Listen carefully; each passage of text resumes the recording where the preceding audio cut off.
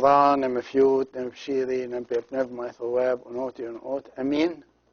We're going to continue the consonant letters, and this letter is delta, and delta is derived from, the word delta is derived from the Phoenician name of this letter, which indicate the door, which means the door to a tent, and the door to a tent looks like a triangle, and that's why this name is delta. And it's written this way. You go from here like this, and then the second line, and then the bottom line. The way to pronounce the letter delta, there are two pronunciations for it. The first one is a D, like in the word day, and this is in proper names. If it is a proper name, it's a D, or the, like in the, not th like think, but this is the in all other situations. These are some words where the letter delta is there. The first one is pronounced David. As you can see, this epsilon is preceded by alpha, and that's why it's called Av, so it is David. The next word is diakon, which means deacon, and the word deacon is derived from the Greek word diakon. Also doxa, this is also a word of Greek origin, and doxa means glory. It's delta OX, this letter is the X, and alpha, so it's doxa. And the last word is thoron. Thoron means a gift, thoron. The last letter in the alphabet that we're going to deal with is not really a letter, and that's why I have it in parentheses. It is only used as a number. It's number 6. It does not have a pronunciation, but it is in the old numbers when all the languages were using alphabet as numbers. This letter was used to denote the number 6. And it's written like you start from here, you go like this, and then like this. And because the last two letters, the gamma and delta, are only found in words that are Greek in origin, that we borrowed from the Greeks. And I just want to say a few words about the words of Greek origin used in the Coptic language and in the Coptic liturgy. And we have two kinds of Greek words, or words of Greek origin. The first kind is what we call loan words. In other words, these words we borrowed into our language and they became part of the Coptic language. And I just want to stress that borrowing from one language to the other is very common. Many words were borrowed from the old Egyptian to other languages. The Greeks borrowed from other languages as well, mainly from Latin. The Latin also borrowed from Greek. In other words, the borrowing of words between languages is a common thing. So why do we have these loan words? We have a lot of loan words of Greek origin. And the reason for this is around the time when Christ was on earth, Greek was the international language. It is exactly like the English now is the international language. In those days, Greek was the international language. So if you are visiting any country, if you know some Greek, you can communicate with anyone in any country with the Greek, because the Greek was the international language. And that's why the expressions developed with Christianity, the new Christian faith, with its expressions. They used mainly Greek words to describe them so that it would be international words. And all languages, including the Coptic language, borrowed the new expressions for Christianity from Greek. because this is the environment in which the Christianity and Christian expressions started to develop. And as you know, the New Testament is written in Greek. So here I have some examples of the Greek words that were taken into the English and became part of the English language as an example to other words in other languages. For example, in English then, these words, although you think they are English, but they are actually Greek words borrowed into the English language. The word angel, the word evangelist, the word icon, the word deacon, the word logos, the word apostle, the word martyr, the word orthodox, the word Catholic, the word diocese, the word patriarch, and the word baptism. Actually, patriarch is an interesting word because the first part of it, patri, is a Latin word that the Greek borrowed from Latin and became part of the Greek language.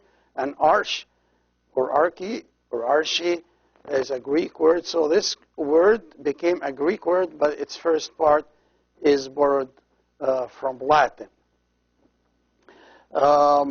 This subject is a long subject, and we are going to first take a little break, and we'll be back in a moment. Nofri Namadati again. We will continue talking about the Coptic words borrowed from Greek, and in this here you can see examples of words that were borrowed from Greek.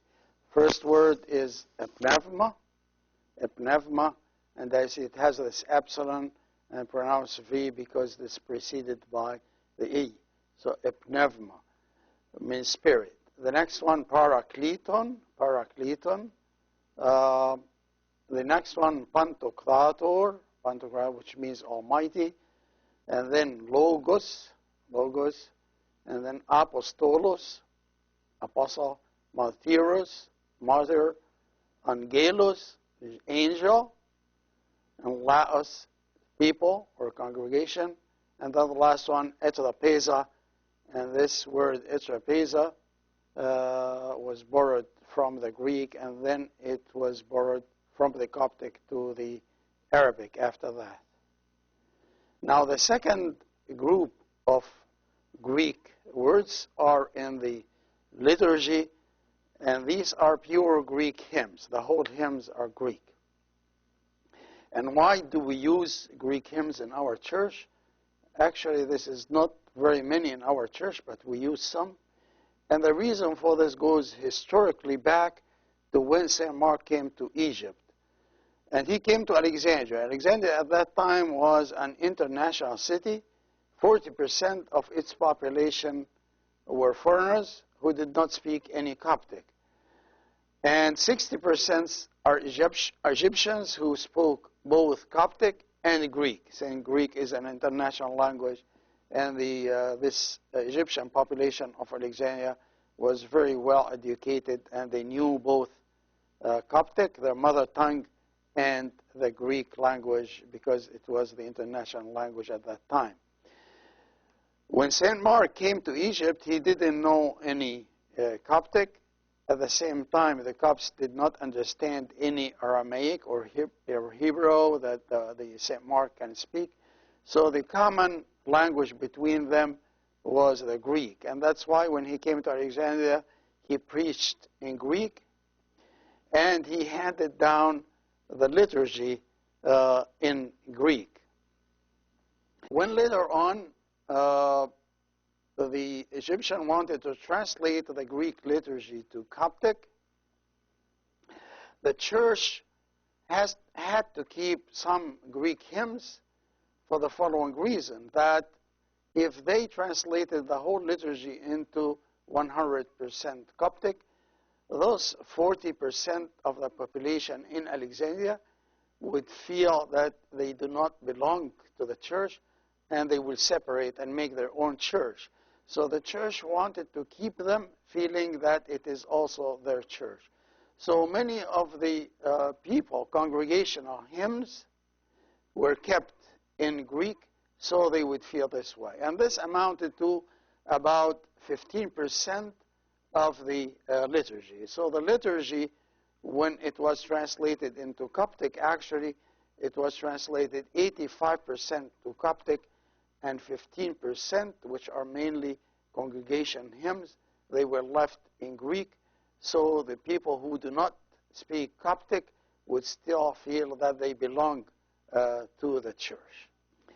And these are examples of the Greek hymns that are left in the Coptic church, and we still, right now, as a tradition, these hymns are sung in Greek.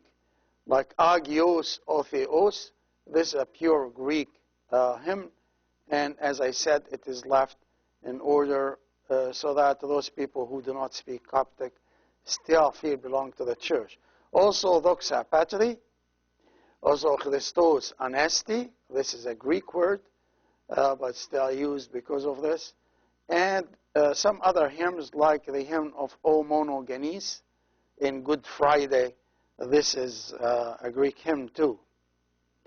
But the bulk of the hymns in the Coptic church are in Coptic. And here in this slide, I just show the some of the Coptic hymns that are sung in our church, La Chenevran, Epuru, Exmaro Ut, Vaishori, Ten Osht Emefiut, Alleluia Phi Pepi, and many, many more. So the majority of the hymns in our church is in Coptic. This here shows, you see, we finished all the alphabet. So this shows all the letters, the Coptic letters in order. And it's alpha, beta, gamma, delta, E, Su, Zeta, Eta, Theta, Iota, Kappa, Lavla, Mi, Ni, Xi, O, Pi, Rho, Sigma, Tav, Epsilon, Phi, Ki, Epsi, O, Shai, Phi, Chai, Hori, Ganga, Chima, Ti. And this concludes this lesson, and we'll be back next lesson. Ugai Namadati.